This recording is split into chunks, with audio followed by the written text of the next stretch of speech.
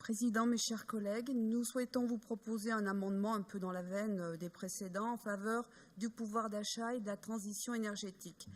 Dans notre région, le secteur du bâtiment résidentiel représente 31% de notre consommation finale d'énergie.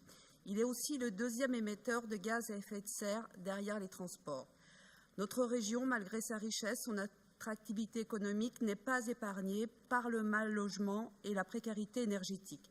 Sont particulièrement concernés des ménages pauvres, logés en habitation individuelle dans des zones peu denses, notamment en Auvergne et dans le sud de la région, mais aussi des copropriétés des années 60 à 80, occupées par des ménages modestes, souvent à la périphérie des villes. Les ménages en situation de précarité énergétique doivent parfois renoncer à se chauffer carrément ou se chauffent insuffisamment.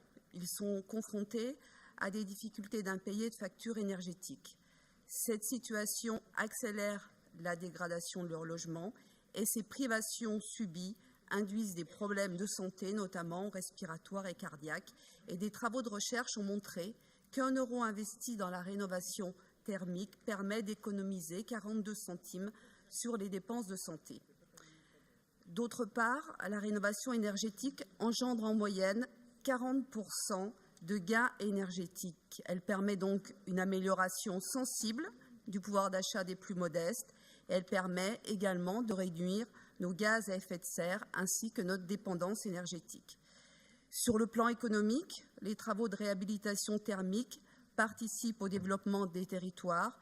80% de ces travaux environ sont réalisés par des artisans locaux avec à la clé des emplois non délocalisables. Or, bien souvent, les ménages les plus modestes, malgré des aides déjà existantes, n'ont pas les moyens de financer le reste à charge pour une rénovation énergétique ou un changement de chaudière.